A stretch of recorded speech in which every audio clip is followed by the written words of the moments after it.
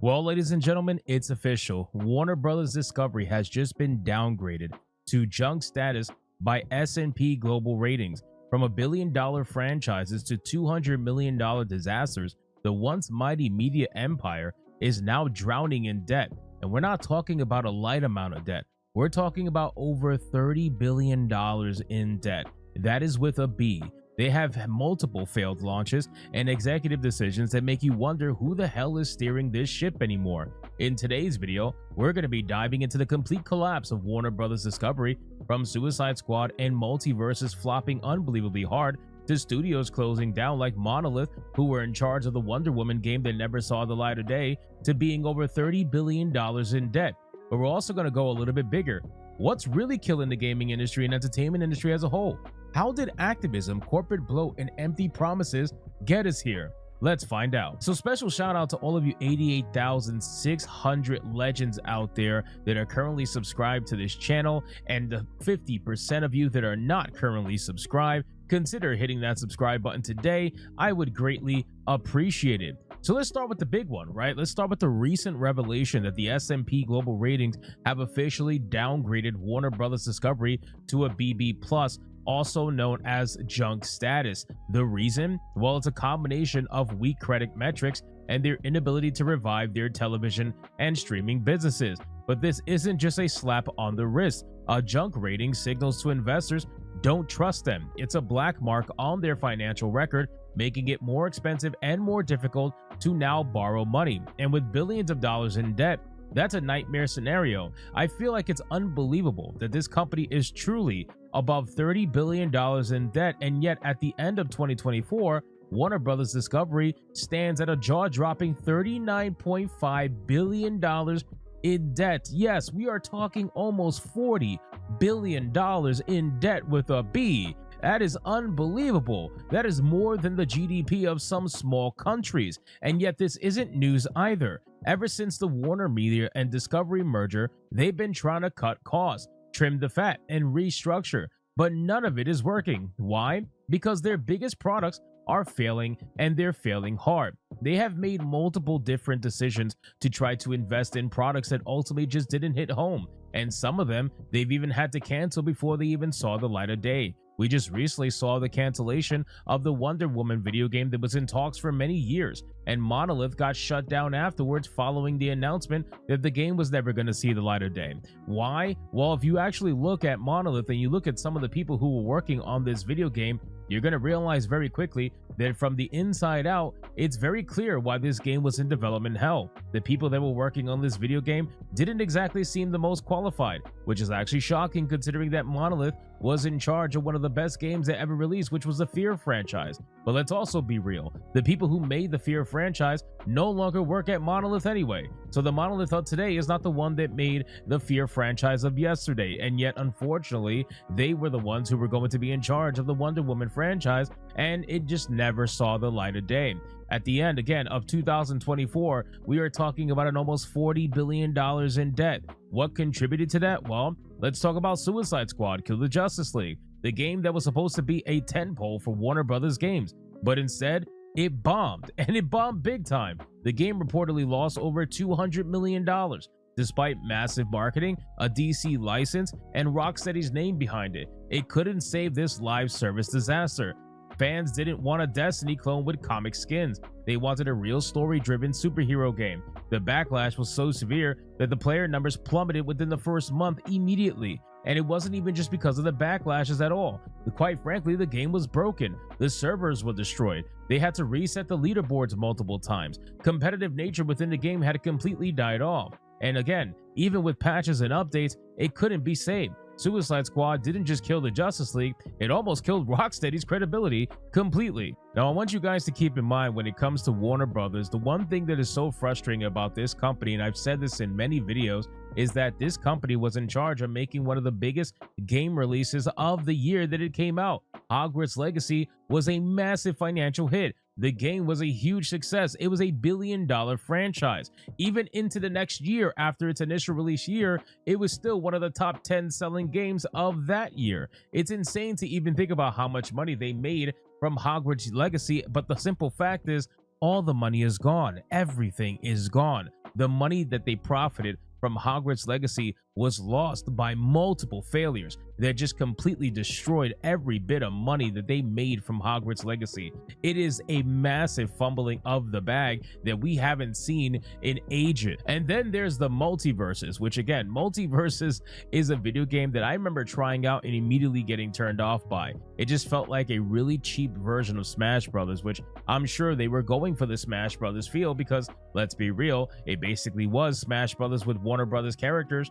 But again, it was their attempt at competing with Smash Brothers. It had a strong start, but quickly fizzled out due to lack of content, poor balancing, and aggressive monetization. It was pulled offline, supposedly for improvements, and when it finally relaunched in 2024, it flopped again. Another $100 million down the drain. And to make things even worse, Player First Games, the studio behind it, is now gone, just like Monolith Studios. Remember the Wonder Woman game? Again, that was announced with so much hype? Yeah. Canceled, along with 3 whole studios: Monolith Productions, Player First Games, and Warner Brothers Games San Diego.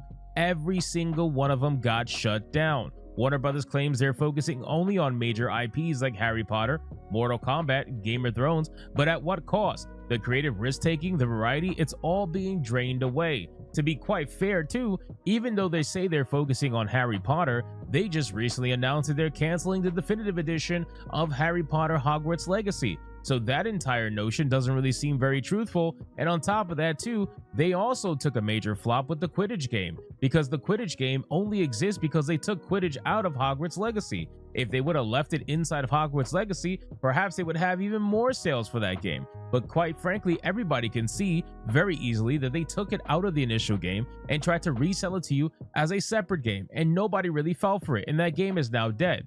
So this isn't just a Warner Brothers issue though. Keep in mind, the entire entertainment industry is bleeding right now. Games are more expensive than ever to not only make, but also in sales, and executives are chasing trends instead of just being creative or trying to come up with some good ideas. Live service models are failing left and right. Budgets are ballooning while actual gameplay, innovation, and storytelling take a back seat. Add in layoffs, canceled projects, and studio closures. It's an absolute storm out there. I just recently reacted to an indie showcase that I ended up wishlisting about anywhere from 8 to 10 video games from that particular showcase because they were so creative. I thought they looked so fun, and unfortunately you don't really get that too much in the AAA industry anymore. A lot of the creativity is basically staying within indie or with AA. That's basically it. But let's address the elephant in the room, which is activism and ideology. Too many studios are focusing on social media messaging and representation checkboxes instead of actual gameplay of fun and quality. It's a distraction, and gamers notice. You can't sell a mediocre game with a political coat of paint and expect it to carry a billion-dollar franchise. It's just not going to happen. It doesn't really matter how much, status you have with previous games. A lot of these games that have previous games are absolutely flopping when their new reiterations are just political garbage. I'm looking at you, Dragon Age of Elgar. So what is Warner Brothers Discovery doing right now about it? Well, they really can't do much when you really think about it. Their plan is to lean harder into reliable IPs, or at least that's what they say, and that means more Hogwarts Legacy, more Mortal Kombat, and more HBO Max content built around safe franchises. And also, by the way, why the hell did you rename HBO Max back to HBO Max when you changed it to Max and everybody told you that was a bad idea? It's so stupid. This is exactly what we're talking about. Decisions that are made by idiots that don't think it fully through, and they end up backtracking later on after they spent all this money rebranding their brand to Max, which was really dumb, and now they got to spend all this money rebranding back to HBO Max, which they should have just stayed at in the first place. It's so stupid. But again, it's a smart move in the short term to try to focus on your main IPs, but in the long term, it kind of risks being stagnated, right? How long can you milk the same franchises before eventually the entire well runs dry? So can Warner Brothers turn this around? I guess, but it's really going to take some radical changes. They need better leadership. That is number one. Their leadership and their management is terrible. You can clearly see in their projects and what they're selling you and what they're showing you, it's pretty obvious it is heavily mismanaged. Not only that, the bloat is through the roof, and that's just not a Warner Brothers issue. Warner Brothers and the entirety of the entertainment industry could use with a culling of about 30% easily, because they are so bloated it's ridiculous. And then a renewed focus on fun would be a really good start. Try to get creative again. Try to offer compelling content, not just ways that you can milk people for DLCs. Don't go for little TikTok trends. Don't try to be, all about political brownie points. No, go back to fun content. The gaming side needs to ditch the live service obsession. And again, this is not just a Warner Brothers problem. This is a problem that is all throughout the gaming industry. Sony is trying to live and die by the live service model. They have such an obsession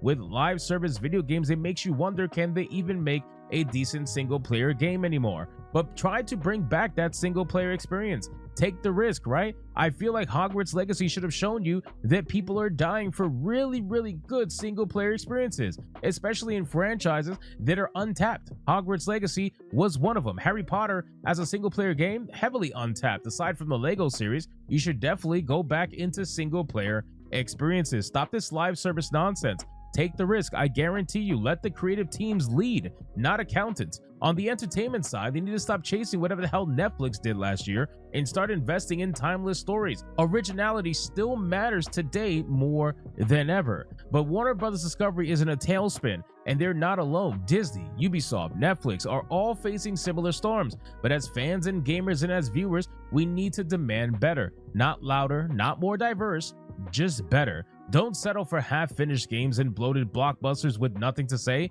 And if the industry won't change, it's up to indie developers, new creators, and you to build something better. We are in a situation now more than ever where people are able to be creative much easier. I love seeing the indie industry thrive with the amount of games that were made available just last year alone. And this year, we are seeing a lot of great indie games come out. This is going to be a renaissance in gaming, and AA is going to become the new AAA. The amount of AA games that we have seen just be unbelievable in terms of quality is insane. I'm looking at you, Expedition 33. You don't need a massive team to create a fantastic video game that is not just going to sell well, but is also going to be remembered by all gamers for many years to come. They can set the new standard that people have to follow. They can become the new mainstream without even trying very hard at it. Because let's be honest, the AAA industry, not exactly trying very hard. They're not exactly doing very well. And this is because activism has taken over the entire industry. I'm telling you, activism is at the core as to why there's so many problems right now within the industry. People are less worried about being creative. People are less worried about telling good stories. People are less worried about making something passionate. They are more focused on, gee, how can this video game help people remember that trans lives matter? It's so ridiculous, man. I'm tired of it, and other people are tired of it too. In today's world, people are voting with their wallets more than ever, and I'm happy to see it. I think it's the ultimate sign of capitalism, where you can vote with your wallet and decide whether or not you want to support something or not. I will never tell you what to do with your money. You are a grown adult, and I will never try to say, yeah, buy this and don't buy that. I can only recommend games based off what I can see. And what we are seeing now is people are deciding to make those decisions more than ever. And I genuinely believe it's because, number one, they realize finally they have the power to do so. And number two, the rise in pricing for AAA video games has demanded that people start voting with their wallet. Even if people didn't necessarily want to do it before, they damn sure are going to do it now that the pricing is well beyond most people's reaches for multiple video games within a month, let alone a year. So in a way, we kind of have to thank the AAA gaming industry for making people realize they have the power to decide things like that. You know, back in the day, a couple of years ago, at the even earliest or the latest, it is just ridiculous how people didn't even realize they had this power, and yet they do. So again, I remind you, don't settle for half-finished games. Don't settle for bloated blockbusters on the screen. Don't settle for an industry that won't change. Just vote with your wallet. Look into indie games, look into AA games, and if you are a creator, you have the ability now more than ever to really stand apart, to really be different from everyone else, and to truly make a difference for yourself, where you can provide a passionate product that a lot of people would connect with. It's easier now more than ever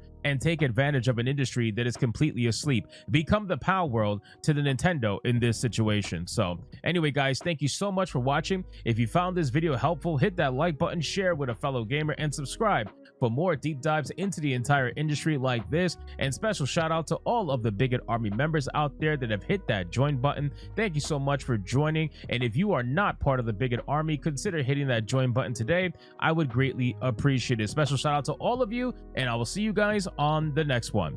Hypnotic out.